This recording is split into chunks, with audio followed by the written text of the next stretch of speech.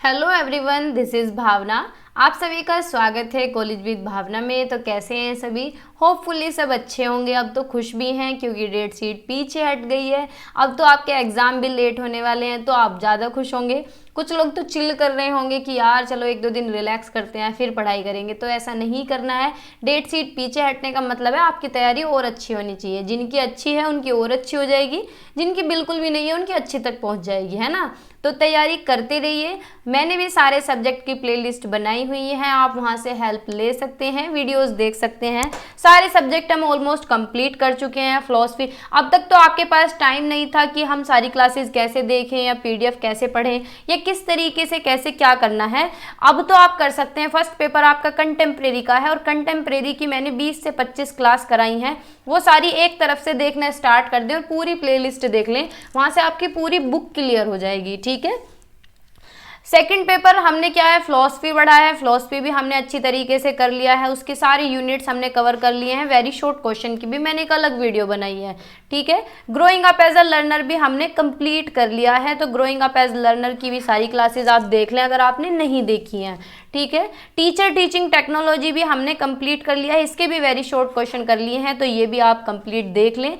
जिसने नहीं देखे हैं वो सारी प्लेलिस्ट देख लेंगे तो आपको बहुत बेनिफिट मिलने वाला है। बाकी रिवीजन भी हम आगे करेंगे।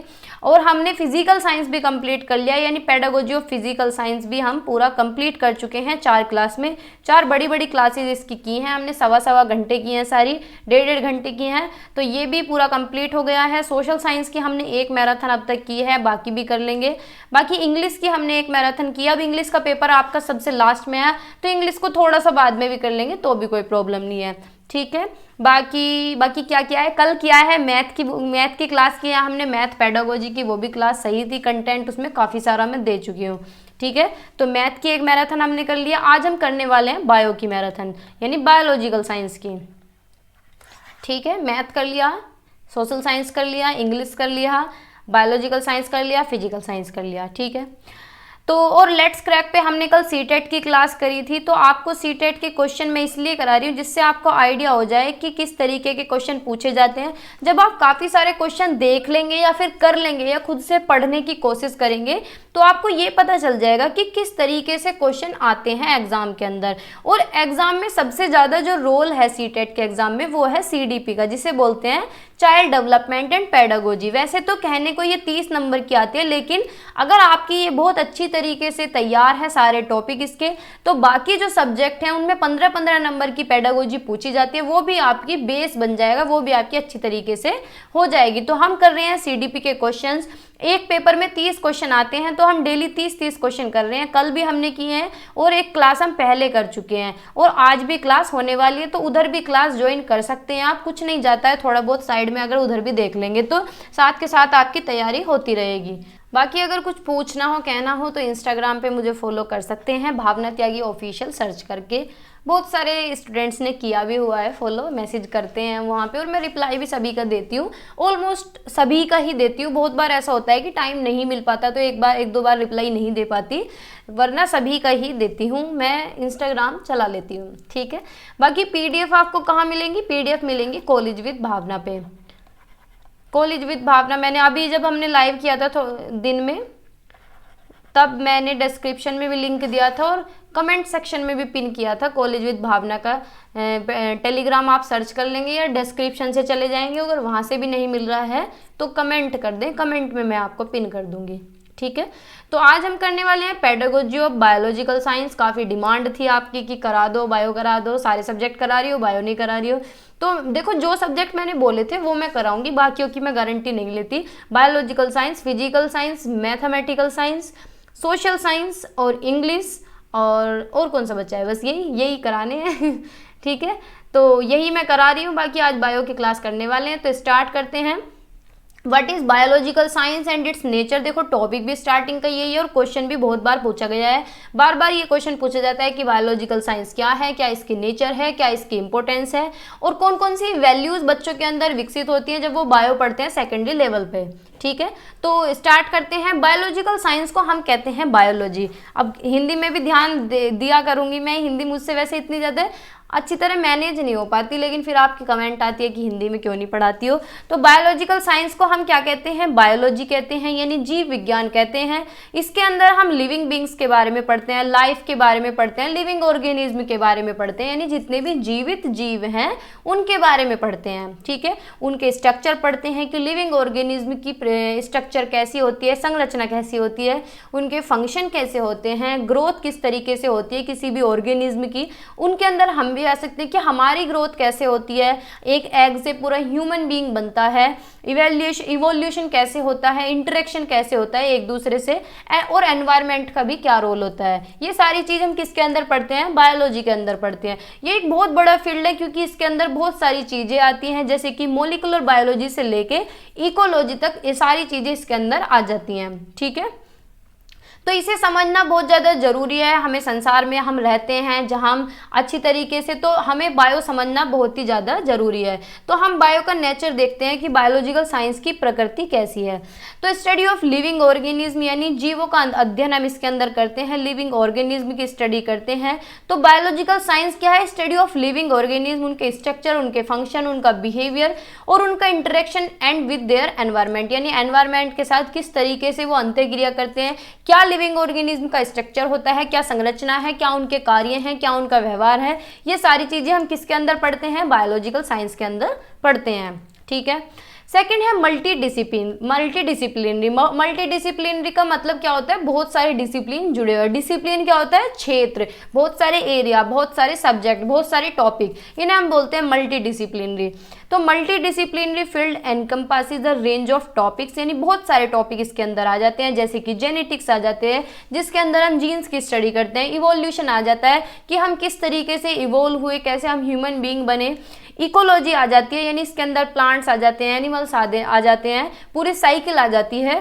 फिजियोलॉजी आ जाती है, physiology, plant physiology, animal physiology, यानी हमारी संरचना कैसी है और प्लांट्स की कैसी है। बायोकेमिस्ट्री इसके अंदर आती है जिसके अंदर हम मॉलिक्यूल्स के बारे में पढ़ते हैं, और बहुत सारे डिसिप्लिन, बहुत सारे सब्जेक्ट, बहुत सारे टॉपिक इसके अंदर आते हैं। ठीक है, जैसे कि बायोकेमिस्ट्री है, माइक्रोबायोलॉजी है, बायोटेक्नोलॉजी है, वो सारी इसी के अंदर आ जाती हैं। एम्पेरिकल यानी अनुभवजन्य, तो biological science relies on empirical evidences and the scientific method to conduct research and develop theories, यानी कोई भी थ्योरी डेवलप करनी हो, कोई भी रिसर्च करनी हो, तो हम क्या करते हैं, एविडेंसेस सर्च करते हैं, एविडेंसेस लेके आते हैं, उनके बेस पे हम रिसर्च करते हैं। ठीक है,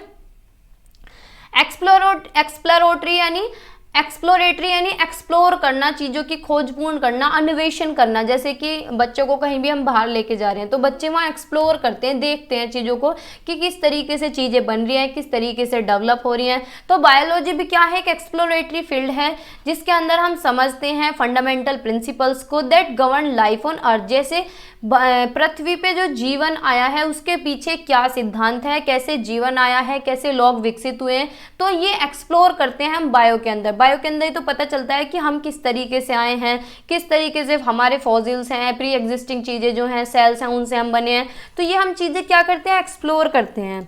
ठीक है, evolving, biological science is constantly evolving. जैसे जैसे टाइम बढ़ रहा है उसी तरीके से इवॉल्व हो रहा है, विकसित हो रहा है, नई नई चीज़ें आ रही हैं। कैसे आ रही हैं कि रिसर्च हो रही है, डे बाय डे कुछ ना कुछ नई डिस्कवरी होती है, नई रिसर्च आती है और नई चीज़ें मार्केट के अंदर आ जाती हैं। ठीक है, इंटरकनेक्टेड कैसे, इंटरकनेक्टेड का मतलब है कि जुड़ी हुई है। किससे जुड़ी हुई है, एक सब्जेक्ट दूसरे सब्जेक्ट से। अब बायोलॉजी किसके अंदर आती है, साइंस के अंदर आती है, और साइंस के अंदर क्या क्या आती है, केमिस्ट्री आ जाती है, फिजिक्स आती है और मैथमेटिक्स आ जाता है।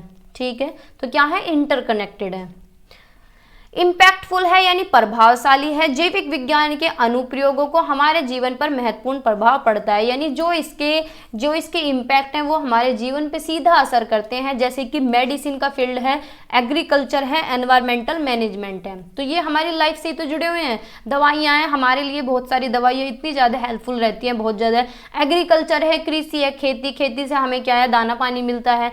एनवायरमेंट में हम पोल्यूशन बढ़ा भी सकते हैं, घटा भी सकते हैं, बहुत सारी चीज़ें। हवा पानी जो है वो एनवायरमेंट से मिलता है, हमें प्रकृति से मिलता है, वातावरण से मिलता है। ठीक है, डाइवर्स, विविधता क्या है, ये एक विविधतापूर्ण फील्ड है जिसके अंदर वाइड रेंज ऑफ ऑर्गेनिज्म आते हैं, स्मॉलेस्ट माइक्रो ऑर्गेनिज्म आ जाते हैं, लार्जेस्ट एनिमल्स आ जाते हैं, यानी छोटे माइक्रो ऑर्गेनिज्म से लेके बड़े बड़े एनिमल्स भी बायो के अंदर आते हैं। ठीक है। कॉम्प्लेक्स क्या है? Biological science deals with complex system and processes that are difficult to understand explain. बहुत सारे प्रोसेस इसके अंदर कठिन भी हैं, जटिल भी हैं, जिन्हें हम जल्दी से समझ नहीं सकते, जल्दी से एक्सप्लेन नहीं कर सकते। ठीक है। कोलाबोरेटिव है इसका नेचर कि साइंटिस्ट जो है बायोलॉजिकल साइंस में वो एक दूसरे के साथ कोलैब करते हैं। अब कोई भी साइंटिस्ट ऐसा थोड़ी है कि अकेला रिसर्च कर लेगा, नहीं कर सकता ना। हर किसी को कोलाबोरेशन की जरूरत पड़ती है, सहयोग की जरूरत पड़ती है। अब आप ही हैं घर में, आप अकेले कब तक काम कर लेंगे? एक अकेला इंसान पूरे घर में काम कर सकता है कि नहीं कर सकता? उसे भी दूसरे इंसान की सहायता की जरूरत पड़ती है। तो इसी तरीके से बायो का नेचर भी कैसा है? कोलाबोरेटिव है, यानी सब एक दूसरे को सहयोग करते हैं। जब भी साइंटिस्ट, जितने भी वैज्ञानिक हैं, जब वो रिसर्च करते हैं या कोई भी चीज, कोई भी नई नॉलेज डेवलप करते हैं तो क्या है? कोलैब करके करते हैं, सारे साथी मिलके करते हैं। ठीक है।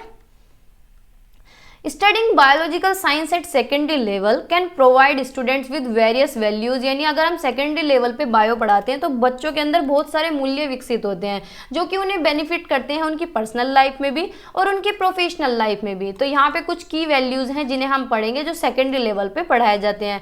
Understanding of the nature world, natural world, यानी जो ये प्राकृतिक दुनिया है इसके बारे में समझना। तो सेकेंडरी लेवल पे हम बच्चों को बताते हैं जीवन के बारे में, प्राकृतिक दुनिया के बारे में, पेड़ पौधों के बारे में, एनिमल्स के बारे में, सभी ऑर्गेनिज्म के बारे में बताते हैं, यानी हम बच्चों को नेचर से जोड़ते हैं।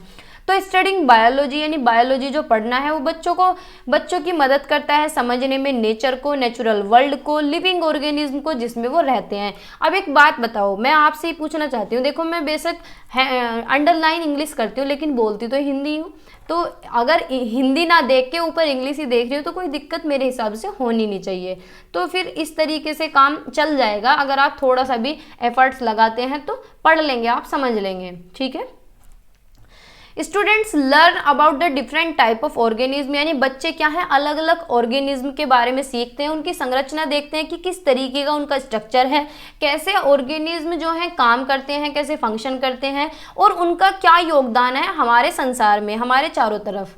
ठीक है। हम बहुत से ऑर्गेनिज्म को देखते हैं जैसे कि वो मिट्टी खोदने वाला क्या, अर्थवॉर्म केंचुए देखते हैं। तो केंचुए क्या है?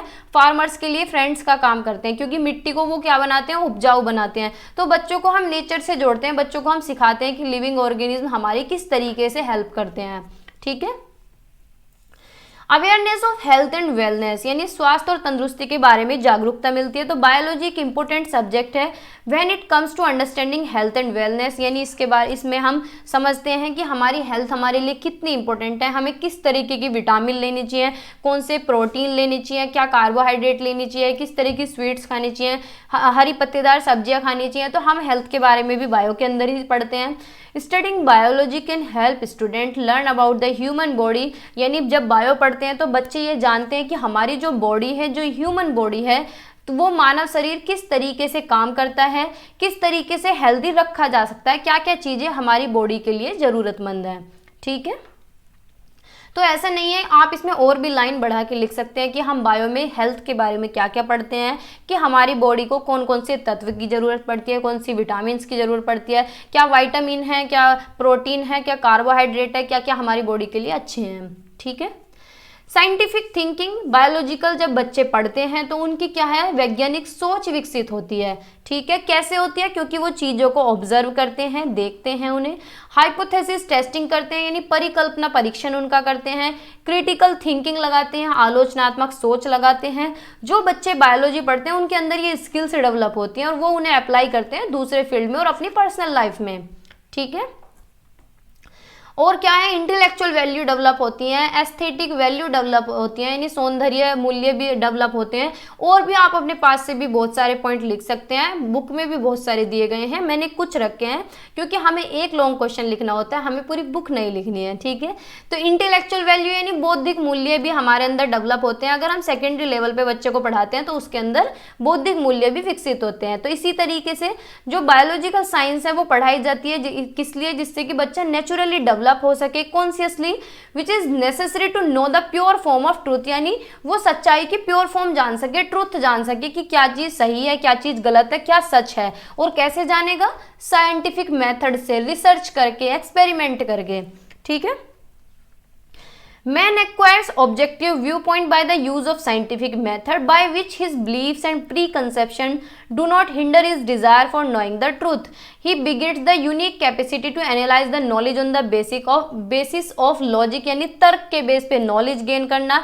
बायोलॉजिकल साइंस क्या है? बच्चे को ट्रेन करती है एक स्पेसिफिक तरीके से, जिसमें वो ऑब्जर्व करता है बहुत सारी चीजें बिना किसी पुरानी धारणा के, जो पहले से धारणा बनी हुई हैं, जो रूढ़िवादिता हैं, उन्हें ध्यान में ना रख के नई नई चीज़ों पे डिस्कवरी करते हैं, नई नई चीज़ों पे एक्सपेरिमेंट करते हैं, अपने सराउंडिंग, अपने वातावरण से इंटरेक्ट करते हैं। ठीक है।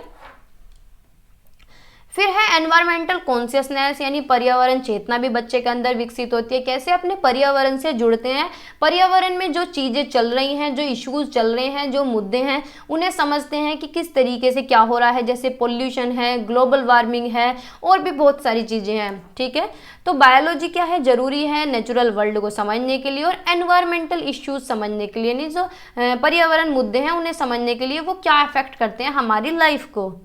तो बायोलॉजी पढ़ना जो है वो बच्चों के लिए हेल्पफुल है, क्योंकि बच्चे इससे ह्यूमन एक्टिविटीज समझते हैं जो कि एनवायरनमेंट से हो रही हैं, और बच्चों के अंदर एक सेंस डेवलप होती है पर्यावरण की जिम्मेदारी के प्रति, कि हमें, हमारी क्या जिम्मेदारी है, हमें क्या करना चाहिए पर्यावरण के लिए। जैसे कि प्लांट एरिया, हमें ज़्यादा से ज़्यादा प्लांटिंग करनी चाहिए, पेड़ लगाने चाहिए। क्यों भाई? क्योंकि ये पर्यावरण को स्वच्छ रखते हैं, साफ रखते हैं, पोल्यूशन को एब्जॉर्ब कर लेते हैं। ठीक है। आगे चलते हैं। बायोलॉजी में हमें करियर अपॉर्चुनिटी भी मिलती है। अगर हम सेकेंडरी लेवल पे बच्चों को बायो पढ़ाते हैं तो वो आगे साइंस फील्ड में अपना करियर सेट कर सकते हैं। बहुत सारे करियर फील्ड हैं, जैसे कि मेडिकल में जा सकते हैं, जेनेटिक्स से कुछ भी कर सकते हैं, बायोटेक्नोलॉजी में कुछ भी कर सकते हैं, इकोलॉजी से एमएससी कर सकते हैं, या कोई और कोर्स कर सकते हैं, कंजर्वेशन से कर सकते हैं। तो बायोलॉजी जो है सेकेंडरी लेवल पे बच्चों को मदद करती है ज़्यादा से ज़्यादा अन्वेषण करने में, एक्सप्लोर करने में। ठीक है। और आगे की स्टडी के लिए उन्हें तैयार करती है, जो हायर स्टडीज हैं। ठीक है। और ओवरऑल देखा जाए तो बायोलॉजी सेकेंडरी लेवल पे बहुत सही होती है पढ़ाना, क्योंकि ये बच्चों को मौके देती है कि उनके अंदर वैल्यूज़ डेवलप हो, अच्छी समझ विकसित हो, नेचर को लेके, हेल्थ की अवेयरनेस हो, यानी अपनी हेल्थ को लेके भी जागरूक हो, वेलनेस को लेके उनके अंदर वैज्ञानिक कौशल विकसित हो, उनके अंदर एनवायरमेंटल कॉन्शियसनेस हो, यानी पर्यावरण चेतना हो, करियर अपॉर्चुनिटी। तो ये सारी जो वैल्यू हैं ये बच्चों के लिए हेल्पफुल हैं, बेनिफिट हैं, उनकी पर्सनल लाइफ के लिए भी और उनके करियर प्रोफेशनल लाइफ के लिए भी। ठीक है। होपफुली ये समझ आया होगा। अब इसी में मिक्स टॉपिक है कि पूछ लेगा कि बायोलॉजी क्या होती है, उसकी नेचर बताइए, उसके इंपॉर्टेंस बताइए, और बायोलॉजी कैसे इंटर रिलेटेड रिलेशन रखती है दूसरे सब्जेक्ट के साथ, इंटर डिसिप्लिन रिलेशन रखती है। ठीक है। तो पढ़ लेते हैं थोड़ा सा इसे भी। बायोलॉजी क्या है? इंटर डिसिप्लिनरी रिलेशन रखती है बायोलॉजी सब्जेक्ट के साथ, या साइंस के साथ, या और सब्जेक्ट के साथ। यानी इसका जो नेचर है ये क्या है? एक इंटर डिसिप्लिनरी सब्जेक्ट है, इंटर डिसिप्लिनरी साइंस है, जिसका मतलब है कि ये इंटर कनेक्टेड है, यानी दूसरे सब्जेक्टों के साथ जुड़ी हुई है। इसके अंदर हम क्या है, दूसरे विषय के भी अध्ययन करते हैं, दूसरे विषय के बारे में पढ़ते हैं, क्योंकि एक सब्जेक्ट दूसरे सब्जेक्ट से रिलेट करता है। जैसे कि आप लोग 11th में जब आते हैं तो आपको कोई ये थोड़ी कहता है कि अकेली बायो ले लो, ऐसे कहते हैं साइंस ले लो। साइंस के अंदर आप बायो लेना चाहते हैं या मैथ लेना चाहते हैं, या फिर किसी किसी स्कूल में दोनों सब्जेक्ट भी मिलते हैं। ठीक है। तो यहाँ पे कुछ एग्जाम्पल दिए गए हैं कि ये इंटरडिसिप्लिनरी रिलेशन इसका कैसे है दूसरे सब्जेक्टों के साथ। तो भाई बायो का रिलेशन किसके साथ है? साइंस, केमिस्ट्री के साथ भी, क्योंकि हम बहुत सारे चैप्टर ऐसे पढ़ते हैं जो केमिस्ट्री के अंदर भी होते हैं, या फिर केमिस्ट्री के फॉर्मूले बायो के अंदर होते हैं। जैसे कि मोलिक्यूल चैप्टर है, या फिर डीएनए वाला है, उसका भी थोड़ा सा पोर्शन उसके अंदर है। ठीक है। पोल्यूशन हम पढ़ते हैं बायो के अंदर, वो कभी कभी केमिस्ट्री में भी देखने के लिए मिल जाता है। तो बायो और केमिस्ट्री क्या है? दोनों एक दूसरे से रिलेटेड हैं, क्योंकि लिविंग ऑर्गेनिज्म जो है वो किससे बने हुए हैं? कॉम्प्लेक्स मॉलिक्यूल से बने हुए हैं। और मॉलिक्यूल हम केमिस्ट्री में भी पढ़ते हैं और बायोलॉजी में भी पढ़ते हैं, है ना। तो understanding the chemical process that occur within cells and tissues is essential to the study of biology. यानी अगर हमें ये केमिकल प्रोसेस समझना है कि मॉलिक्यूल कैसे बनते हैं, किस तरीके से लिविंग ऑर्गेनिज्म बनते हैं, कैसे सेल्स बनती हैं, कैसे टिश्यू बनता है, तो ये सारी चीज़ें समझने के लिए हमें इनका केमिकल प्रोसेस समझना पड़ेगा। ठीक है। तो केमिकल प्रोसेस हम केमिस्ट्री में पढ़ते हैं और थोड़ा बहुत बायो के अंदर भी पढ़ लेते हैं। ठीक है। आगे चलते हैं, फिर है फिजिक्स। फिजिक्स से इसका क्या लेना देना है कि biology and physics are also related since living organism है physical properties that can be study, यानी कुछ लिविंग ऑर्गेनिज्म है जिनके अंदर फिजिकल प्रॉपर्टीज होती हैं, जैसे कि बायोफिजिक्स जो है वो बायोलॉजी का ही सब फील्ड है, ठीक है, यानी इसी का ही फील्ड है जिसके अंदर हम फिजिक्स के प्रिंसिपल पढ़ते हैं जिससे हम समझ सकें कि बायोलॉजिकल प्रोसेस क्या है, ठीक है। अब इसी तरीके से मैथ भी कहीं ना कहीं जुड़ा हुआ है। मैथ कैसे जुड़ा हुआ है, हमने तो बायो में मैथ की कहीं कैलकुलेशन नहीं करी, ठीक है। तो बायो और मैथ क्या है, इनका भी एक बढ़िया तगड़ा रिलेशन है। कैसे, क्योंकि मैथमेटिकल जो मॉडल है और एल्गोरिथम है वो हम किस लिए यूज करते हैं, जब हम कोई भी रिसर्च करते हैं, बायो का डेटा इकट्ठा करते हैं तो वहाँ कैलकुलेशन हमें करनी पड़ती है। तो वो कैलकुलेशन क्या होती है, वो मैथ होती है। अगर कैलकुलेशन नहीं करेंगे तो डेटा नहीं निकलेगा, उसके एविडेंसेस नहीं निकलेंगे। तो अगर हमें डेटा निकालना है, पूरा कंक्लूजन निकालना है, तो वहाँ हमें मैथ की जरूरत पड़ेगी, ठीक है। फिर है एनवायरमेंटल साइंस। एनवायरमेंटल साइंस से भी ये जुड़ा हुआ है। कैसे जुड़ा हुआ है, it seeks to understand how living organism interact with their environment, यानी इसमें हमें पता चलता है, एनवायरमेंटल साइंस पढ़ने के बाद पता चलता है कि कैसे लिविंग ऑर्गेनिज्म वातावरण से जुड़े हुए हैं, ठीक है।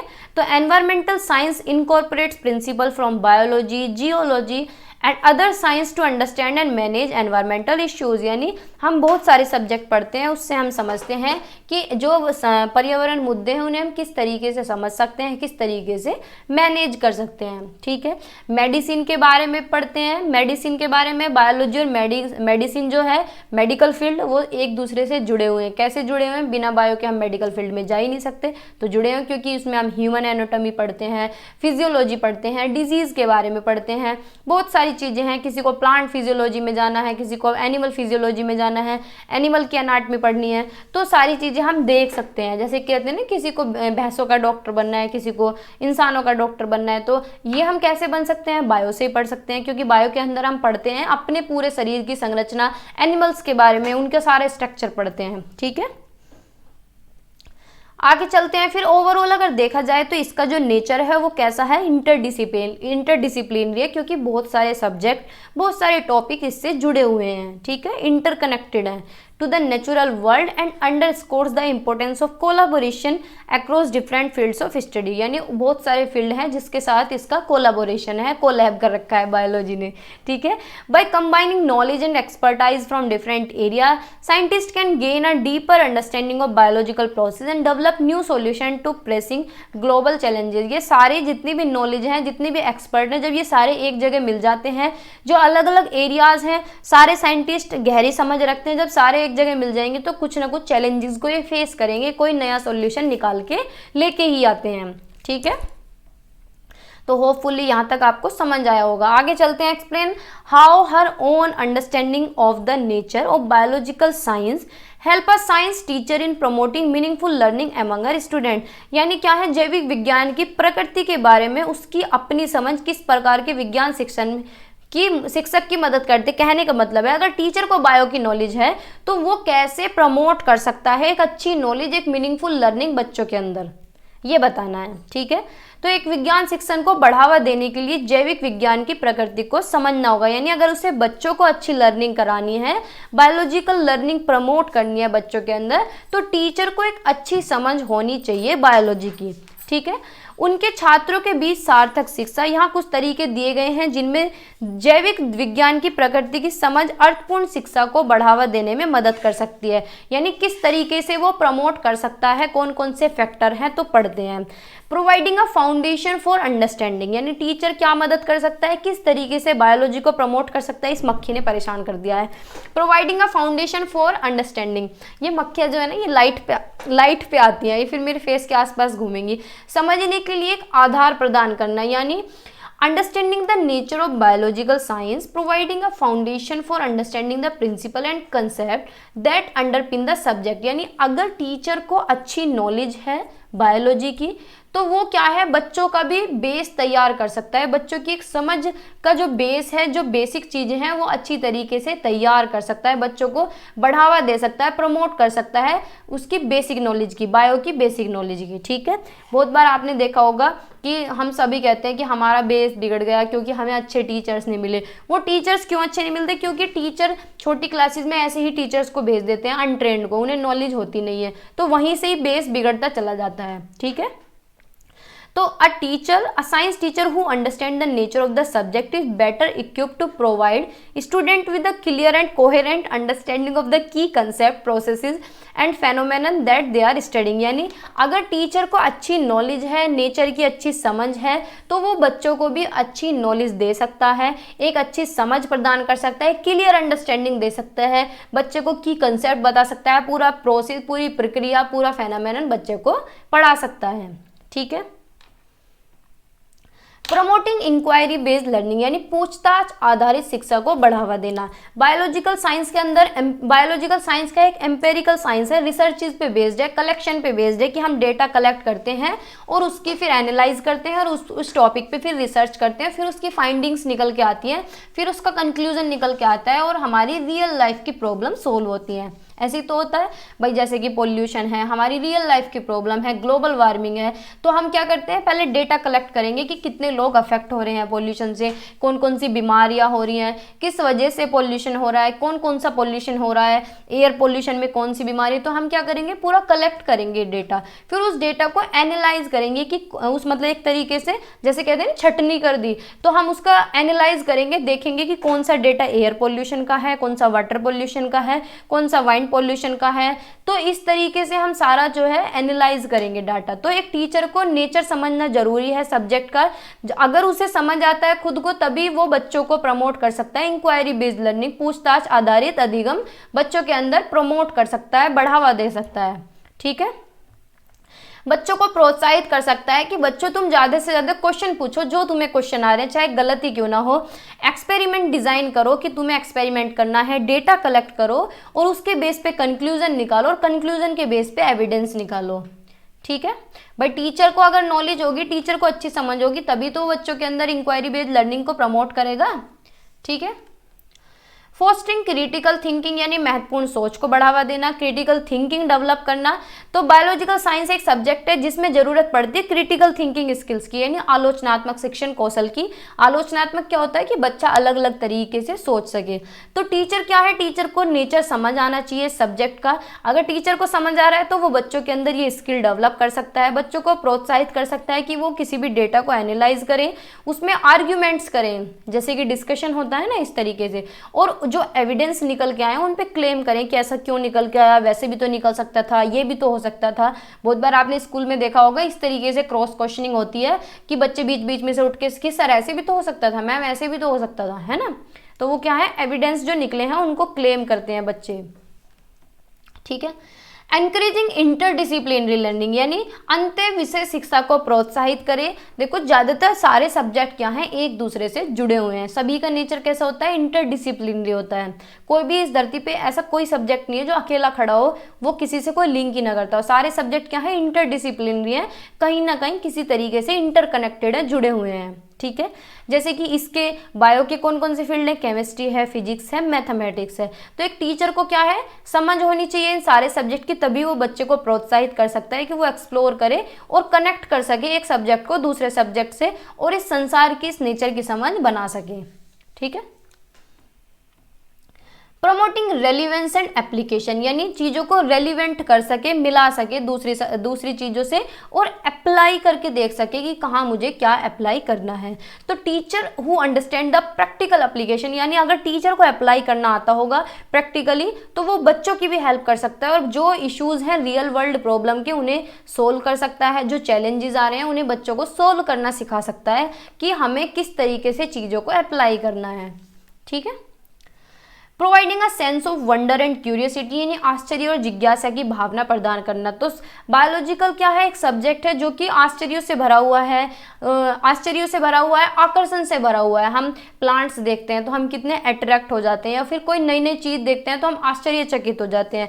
तो टीचर को भी पहले समझना होगा, तब बच्चों की मदद करनी होगी, तब बच्चों के अंदर ये चीज़ डेवलप करनी होगी कि वो सेंस ऑफ वंडर रखें, कौन सी चीज़ आश्चर्य की है, कहाँ क्यूरियोसिटी उन्हें दिखानी है नेचर को लेके, और उन्हें इंस्पायर करना है, प्रोत्साहित करना है कि वो चीज़ों को एक्सप्लोर कर सकें, अन्वेषण कर सकें, खोज कर सकें ज़्यादा से ज़्यादा लिविंग ऑर्गेनिज्म की अपने चारों तरफ।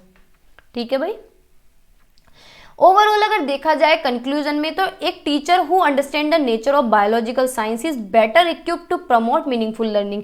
एक टीचर जो अच्छी समझ रखता है नेचर की, वो क्या प्रमोट कर सकता है, मीनिंगफुल लर्निंग, अर्थपूर्ण अधिगम, अच्छी तरीके से बच्चों को चीजें सिखा सकता है और उन्हें एक फाउंडेशन बेस दे सकता है समझने का, इंक्वायरी बेस्ड यानी पूछताछ आधारित अधिगम को बढ़ावा दे सकता है, आलोचनात्मक सोच को बढ़ावा दे सकता है, और इंटरकनेक्टेड जो सब्जेक्ट हैं जो एक दूसरे से जुड़े हुए हैं अंत विषय, उसको एनकरेज कर सकता है। चीजें अप्लाई कैसे करनी है, रेलिवेंट कैसे करनी है, चीजों को इंस्पायर करना है कि वंडर कैसे करना है, यानी हमें किसी चीज को देख के आश्चर्यचकित होना है या क्यूरियोसिटी दिखानी है, तो ये चीजें डेवलप कर सकता है टीचर। ठीक है, समझ आया। अब आगे चलते हैं, अब बायोग्राफी पढ़ लेते हैं। इंडियन ये बहुत बार पूछा जाता है, लॉन्ग में तो अभी तक नहीं पूछा गया है, शॉर्ट में पूछा जाता है कि इंडियन बायोलॉजिस्ट का कंट्रीब्यूशन बताइए। खाली बायोलॉजिस्ट का बता देगा, पूछ लेगा कि किसी एक बायोलॉजिस्ट का या दो बायोलॉजिस्ट का कंट्रीब्यूशन बताइए बायो के फील्ड में। ठीक है, तो जो ये बीरबल साहनी है ये इंडियन बायोलॉजिस्ट हैं, तो इनके बारे में थोड़ा सा पढ़ लेते हैं कि इनका क्या योगदान है बायो के फील्ड में। तो ये क्या है, इंडियन पैलियो बोटनिस्ट हैं और एक बोटनिस्ट हैं जिनका एक सिग्निफिकेंट कंट्रीब्यूशन है, यानी महत्वपूर्ण योगदान है पैलियो बोटनी में। पैलियो बोटनी क्या होती है, फॉसिल्स स्टडी होती है। ठीक है, एंड प्लांट इवोल्यूशन, तो कुछ कंट्रीब्यूशन है। फर्स्ट है, इन्होंने एक इंस्टीट्यूट एस्टेब्लिश किया है जिसका नाम है Birbal Sahni Institute of Palaeobotany. ये आपने कहीं ना कहीं नाम भी सुना होगा। ठीक है, स्टडी ऑफ प्लांट फॉसिल्स क्या कहलाता है, पैलियो बोटनी कहलाता है। तो इसका इन्होंने एक इंस्टीट्यूट एस्टेब्लिश किया था, कहाँ पे, लखनऊ में। तो doctor Sahni establish the Birbal Sahni Institute of Palaeobotany in Lucknow India which is dedicated to the study of plant fossils and their evaluation. ठीक है, दूसरा क्या योगदान था इनका, discovery new species of plants, नए नए प्लांट्स के जो स्पेसीज हैं, प्रजातियां हैं, उनकी खोज इन्होंने की थी। तो doctor Sahni discovered and described several new species of plants including species of Gnetum, a group of gymnosperm. ठीक है, तीसरी क्या थी, study the evolution of plant life, यानी पौधों के जीवन का विकास का अध्ययन किया था कि किस तरीके से पौधों के जीवन का विकास होता है, किस तरीके से उनका विकास होता है, किस तरीके से पौधों की ग्रोथ होती है। तो डॉक्टर साहनी ने पौधों के जीवन के विकास का अध्ययन किया और पौधों के जीवाश्म रिकॉर्ड पर उनके काम ने भूमि पौधों के विकासवादी इतिहास को स्थापित करने में मदद की, यानी इन्होंने एक रिकॉर्ड बनाया पूरा अपना। ठीक है, एक हिस्ट्री क्रिएट की। फोर्थ क्या है, contribution to the study of Indian subcontinent geology, यानी भारतीय उपमहाद्वीप के भू विज्ञान के अध्ययन में भी इन्होंने अपना योगदान दिया है। ठीक है, receive numerous honours and award, जब इतना सारा काम किया है तो भाई ये तो बनता ही है, अवार्ड और ऑनर भी इन्हें बहुत सारे मिले हैं। तो डॉक्टर साहनी ने बहुत सारे ऑनर्स और अवार्ड जीते हैं अपने इस कंट्रीब्यूशन में, जो ये योगदान दिया है इन्होंने। इन्हें पद्म विभूषण मिला है 1946 में, जो कि एक बहुत ही बड़ा अवार्ड माना जाता है, बहुत ही ज़्यादा आदर्शपूर्वक अवार्ड माना जाता है, यानी सर्वोच्च नागरिक पुरस्कार माना जाता है। ठीक है, ओवरऑल अगर देखा जाए तो डॉक्टर बीरबल साहनी जो हैं वो इंडियन पैलियो बोटनिस्ट थे और एक सिंपल बोटनिस्ट भी थे, जिन्होंने अपना योगदान दिया है पैलियो बोटनी के फील्ड में और प्लांट इवोल्यूशन में कि कैसे कैसे प्लांट इवोल्व होते हैं। ही एस्टेब्लिशमेंट, इन्होंने अपना इंस्टीट्यूट भी खोला है पैलियो बोटनी का और बहुत सारी डिस्कवरीज की हैं प्लांट्स की प्रजातियों की, प्लांट्स के इवोल्यूशन के बारे में इन्होंने पढ़ाया और समझाया है कि प्लांट्स की लाइफ कैसी होती है, इवोल्यूशन किस तरीके से होता है। ठीक है, इसी तरीके से एक और पढ़ लेते हैं, एक का कंट्रीब्यूशन और पढ़ लेते हैं। पढ़ने को तो बहुत सारे पढ़ सकते हैं, लेकिन मैंने सिर्फ 2 रखे हैं, शायद 2 ही रखे हैं। ठीक है, देख लेती हूँ, 2 ही रखे हैं। हरगोविंद खुराना, ये भी नाम आपने कहीं ना कहीं सुना होगा। तो ये क्या है, इंडियन अमेरिकन बायोकेमिस्ट हैं और मोलिकुलर बायोलॉजिस्ट हैं, जो कि जाने जाते हैं अपने काम से, जिन्होंने दिया है जेनेटिक कोड। तो जेनेटिक कोड एनसीईआरटी 12th की जो है उसमें शायद हमने पढ़ा था ये हरगोविंद खुराना के बारे में। तो इनकी कुछ जो कंट्रीब्यूशन है, जो योगदान है कि इन्होंने डेसिफर किया जेनेटिक कोड को। तो डॉक्टर खुराना जो है part of team that deciphered the genetic code, जब जेनेटिक कोड ये डिस्कवर कर रहे तो उसी टीम का ये पार्ट थे, जिनका नाम हम ले रहे हैं आज डॉक्टर खुराना। ये कहाँ के थे, इंडिया के थे। ठीक है, इन्होंने सेट ऑफ रूल्स बनाया जिन्होंने डिटरमाइन किया कि किस तरीके से जेनेटिक इन्फॉर्मेशन होती है डीएनए के अंदर और वो कैसे ट्रांसलेट होती है प्रोटीन में। इन्होंने अपना और काम किया है जेनेटिक कोड में, जो कि बहुत ही ज़्यादा आज के टाइम में ग्राउंड ब्रेकिंग है, यानी बहुत ज़्यादा महत्वपूर्ण है हमारे लिए। इन्होंने रिसर्च किया है मॉलिकुलर बायोलॉजी में भी। ठीक है, और क्या है, synthesise the first artificial gene, सबसे पहले आर्टिफिशियल जो जीन सिंथेसाइज की है वो भी इन्होंने ही की है। कि जैसे कि आपने देखा होगा कि किसी किसी के जीन्स में कुछ दिक्कत होती है तो वो जीन्स चेंज हो जाते हैं, आर्टिफिशियल जीन लग जाते हैं। तो इन्होंने आर्टिफिशियल जीन को सबसे पहले सिंथेसाइज किया, जो कि एक बहुत बड़ा काम है मॉलिकुलर बायोलॉजी के फील्ड में। जो ये रिसर्च है इसमें नई पॉसिबिलिटी आई जेनेटिक इंजीनियरिंग और जीन थेरेपी।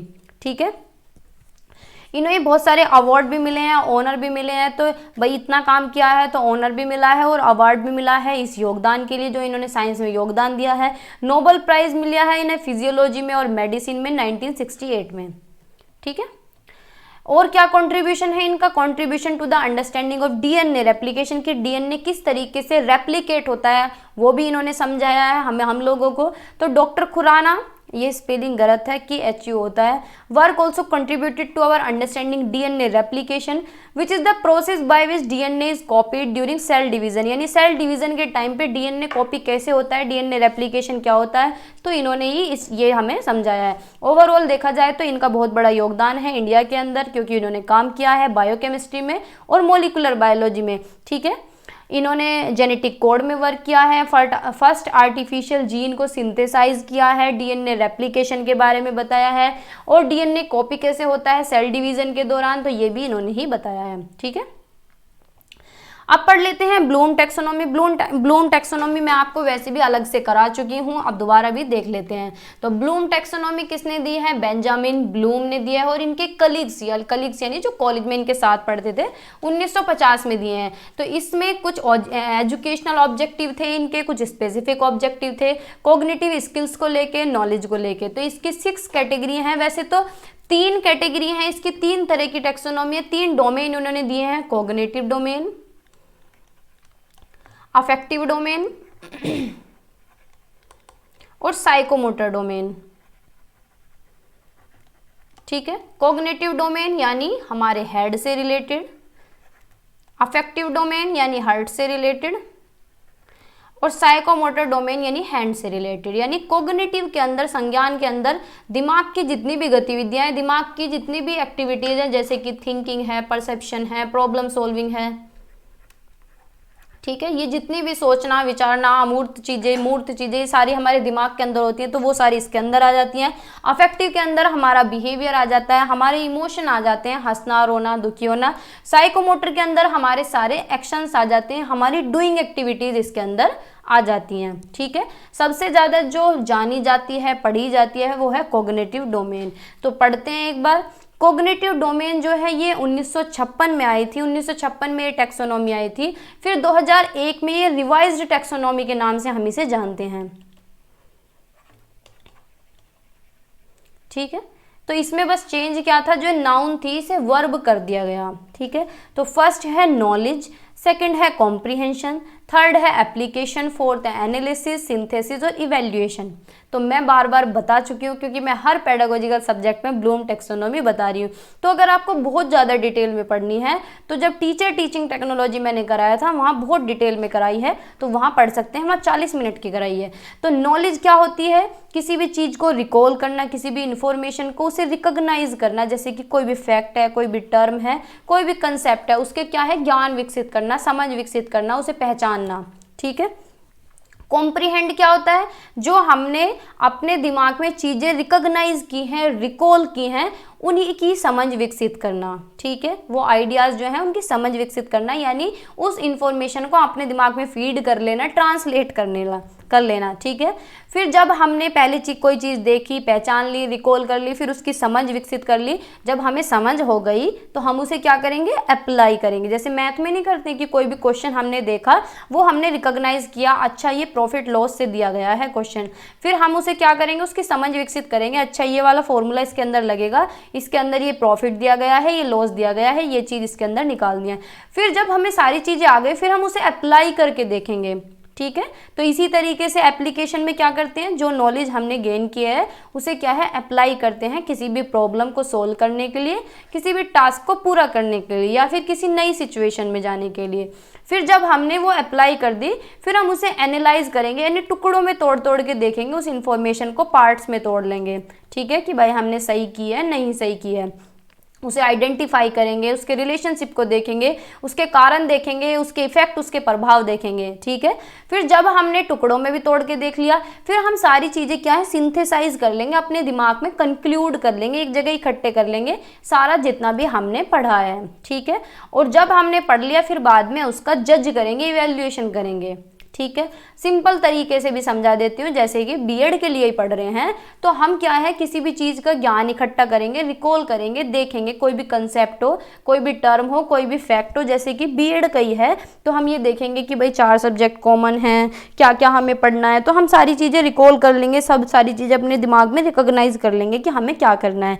फिर हम उसकी समझ विकसित करेंगे, यानी सारे चैप्टर, सारे टॉपिक्स हम पढ़ लेंगे, फिर हम उन्हें अप्लाई करके देखेंगे। कैसे अप्लाई करेंगे, प्रीवियस ईयर क्वेश्चन में पुट करके देखेंगे कि हमसे आ रहे हैं कि नहीं आ रहे, सारे सब्जेक्ट के फिर अलग अलग देखेंगे कि वेरी शॉर्ट हमसे आ रहे हैं करने, नहीं आ रहे, शॉर्ट आ रहे हैं, नहीं आ रहे, मतलब तोड़ के देखेंगे टुकड़ों में, सारे सब्जेक्ट वाइज तोड़ेंगे, फिर सब्जेक्ट को लॉन्ग आंसर, शॉर्ट आंसर और वेरी शॉर्ट आंसर में तोड़ के देखेंगे।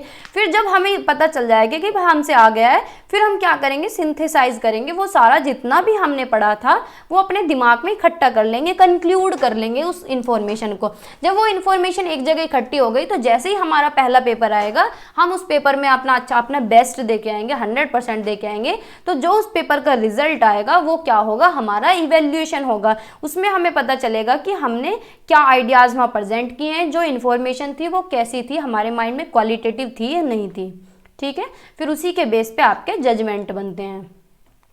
जो रिवाइज टेक्सोनॉमी आई थी उसमें एक नया वर्ड और था, क्रिएशन, यानी क्रिएटिविटी। क्रिएटिविटी होती है कि कुछ नया इवॉल्व करना, कुछ नया बनाना, कुछ नया जनरेट करना, या फिर नए आइडियाज़ डेवलप करना प्रीवियस नॉलेज के बेस पे, ठीक है। फिर है अफेक्टिव डोमेन। अगर अफेक्टिव डोमेन अलग से पूछ रहा है तो किसने दिया है, क्रैथवोल ने दिया है। ये क्रैथवोल कौन थे, जो ब्लूम टेक्सोनॉमी है उसी के कॉलेज के दोस्त थे, उसी के कलीग्स थे, ठीक है। तो क्रैथवोल ने अफेक्टिव डोमेन दिया है। तो अफेक्टिव डोमेन के अंदर अभी हमने पढ़ा था, इसके अंदर हम क्या पढ़ते हैं, हमारा एटीट्यूड कैसा है, हमारा व्यवहार कैसा है, हमारे मूल्य क्या हैं, सिद्धांत क्या है, हमारे इमोशंस क्या हैं, हंसते हैं हम, रोते हैं किस तरीके से, हमारे बिलीव्स क्या हैं, किस तरीके से हम लोगों पे विश्वास करते हैं। तो इसको भी 5 कैटेगरी में डिवाइड किया गया है। फर्स्ट है रिसीविंग, यानी ग्रहण करना। सेकंड है रेस्पॉन्डिंग, यानी प्रतिक्रिया देना। थर्ड है वैल्यूइंग, यानी मूल्य। फोर्थ है ऑर्गेनाइजिंग, संगठन करना। लास्ट है कैरेक्टराइजिंग, ठीक है। कैरेक्टराइजिंग को हिंदी में क्या बोलते हैं, चरित्रीकरण, ठीक है। तो फर्स्ट है रिसीविंग, यानी रिसीविंग क्या है, जैसे कि मैंने ये एग्जांपल दिया था जब मैथ पढ़ाया था, कि जैसे कि हम अपने बाबा के पास बैठे हैं, तो हमारे बाबा जी हमें क्या है, कोई भी ओपिनियन दे रहे हैं कि तुम्हें अपनी लाइफ में ये काम करने हैं, वो काम करने हैं, यानी थोड़ा बहुत उपदेश दे रहे हैं, जो कि सबके घर में बड़े बूढ़े देते हैं। तो हम क्या कर रहे हैं, रिसीव कर रहे हैं, ध्यान से सुन रहे हैं, मुँह पे हाथ रख के उनकी बात, ठीक है। फिर हम बहुत देर सुनने के बाद हम उन्हें क्या करेंगे, रेस्पॉन्ड करेंगे, जी बाबा जी सही कह रहे हो, या फिर जो भी हमें बोलना है वो हम बोलेंगे, हम रेस्पॉन्ड करेंगे, उस डिस्कशन में हम एक्टिवली पार्टिसिपेट करेंगे, ठीक है। जिसमें क्या हमारी हाई लेवल ऑफ इन्वॉल्वमेंट लगेगा, भाई इन्वॉल्व होंगे हम अच्छी तरीके से, ठीक है, क्योंकि हमें क्या करना है, रेस्पॉन्ड करना है, जवाब देने हैं बाबा जी के बातों के। ठीक है। फिर जो बाबा जी ने हमें चीज़ें बताई हैं उनको हम क्या करेंगे, वैल्यूइंग करेंगे, उनका मूल्यांकन नहीं है, ये वर्ड गलत है, हम वैल्यूइंग करेंगे, यानी जो वैल्यू, जो मूल्य बताए हैं, जो बिलीफ बताए हैं उन्होंने, जो हमें संस्कृति के बारे में जो भी मूल्य उन्होंने अच्छी अच्छी बातें बताई हैं उन्हें हम क्या करेंगे, इंटरनलाइज करेंगे। ठीक है। Developing a personal code of ethics और एक्सेप्टिंग कल्चरल डिफरेंसेस, यानी संस्कृति के बारे में कि भाई हमारी संस्कृति में ये होता है, हमारे घर परिवार में, तो वो क्या है, हम अपने अंदर इंटरनलाइज कर देंगे उन्हें। ठीक है भाई। फिर ऑर्गेनाइजिंग करेंगे, यानी जितनी भी वैल्यूज बाबा जी ने बताई थी, जितने भी बिलीफ्स बताए थे, उन सारों को एक जगह जोड़ देंगे, इंटीग्रेट कर देंगे और अपनी खुद की फिलॉसफी बना लेंगे, एक खुद के ओपिनियन बना लेंगे, खुद के व्यू बना लेंगे कि अब मेरे अकॉर्डिंग ये चीज़ें होंगी। ठीक है। फिर लास्ट में क्या करेंगे, कैरेक्टराइजिंग करेंगे, यानी जितने भी वैल्यूज हमने इंटीग्रेट की थी, जितनी भी बिलीफ्स हमने एक जगह जोड़े थे, उन्हें क्या है, इंटरनलाइज कर लेंगे, यानी अपने बिहेवियर में ले आएंगे कि अब हमें अच्छा एक इंसान बनना है, आज से मेरी आइडेंटिटी ये है, आज से मैं ये करूँगा, या फिर आज से मैं इस तरीके से रहा करूँगा, मैं गलत चीज़ों को छोड़ दूंगा। तो ये सारी चीज़ें क्या है, हम क्या है, इंटरनलाइज कर लेंगे, यानी चरित्रीकरण हो जाएगा उसका। ठीक है। तो ये है अफेक्टिव डोमेन। होपफुली समझ आया होगा। ठीक है। साइकोमोटर कहीं पूछा नहीं जाता है, ना ही इतना ज़्यादा डिटेल में वो दिया जाता है कहीं भी। ठीक है।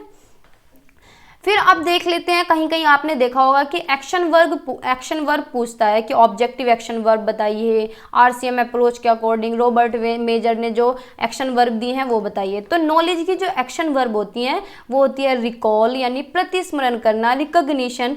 2 नंबर में पूछ लेता है कि नॉलेज की वर्ब बताइए। अरे भाई, ठीक है, नॉलेज की क्या है, एक्शन वर्ब बताना है, ये फिजिकल साइंस में शायद पूछा गया है, एक्शन वर्ब बताना है। तो आप इनमें से कोई भी 2 लिख सकते हैं, रिकॉल, रिकॉग्निशन लिख सकते हैं, write list, define, select, state, measure. ठीक है। इसी तरीके से कॉम्प्रीहेंशन की क्या लिख सकते हैं, explain, interpret, translate, formulate, present, indicate, जज, सेलेक्ट, क्लासीफाई। ठीक है। एप्लीकेशन में हम चीज़ों को अप्लाई करते हैं, यानी यूज़ करते हैं, कंस्ट्रक्ट करते हैं, फाइंड करते हैं, कंप्यूट करते हैं, प्रिडिक्ट करते हैं, एसेस करते हैं, डेमोन्स्ट्रेट करते हैं। ठीक है। एनालाइज में हम चीज़ों को एनालाइज करते हैं, डिवाइड, कंपेयर, क्रिटिसाइज, आलोचना, भेद करना, अलग करना, निष्कर्ष निकालना, पुष्टि करना। ठीक है। सिंथेसाइज में चीज़ों को हम जोड़ते हैं एक जगह, तो वाद विवाद करना, निष्कर्ष निकालना, चीज़ों को ऑर्गेनाइज करना, व्यवस्थित करना, संक्षिप्त करना, चयन करना या सामान्यकरण करना। इवैल्यूएशन में हम चीज़ों को जज करते हैं, यानी निर्णय लेना, दूर करना, आलोचना करना, बचाव करना, पहचानना, मूल्यांकन करना। तो ये सारी क्या है, एक्शन वर्ब है, अगर कहीं भी पूछी जाए तो। ठीक है। तो आज की क्लास में इतना ही रखते हैं। होपफुली ये क्लास आपको अच्छी लगी होगी, इन्फॉर्मेटिव भी लगी होगी। बाकी शेयर कर सकते हैं, शेयर करने में आपके पैसे नहीं कटेंगे, देख लेना चाहे बैलेंस जाके। तो बाय बाय, टेक केयर, पढ़ते रहिए, मुस्कुराते रहिए, मेरे साथ जुड़े रहिए। एग्जाम अब पीछे हट चुके हैं तो सारी प्लेलिस्ट देख लें जितनी भी बनी हुई हैं। बीएड फर्स्ट ईयर का मैंने सारा कंटेंट ऑलमोस्ट करा दिया है, पेडागोजिकल सब्जेक्ट भी करा दिए हैं, फिजिकल साइंस पूरा हो गया है, मैथ की एक क्लास हो गई है, बायो की एक क्लास हो गई है, इंग्लिश की, सोशल साइंस की एक क्लास हो गई है। तो बहुत सारा कंटेंट मैं करा चुकी हूँ फर्स्ट ईयर का। तो अगर आपने नहीं देखा है तो जाकर देख लें, आपके लिए हेल्पफुल रहेगा। ठीक है। Bye bye.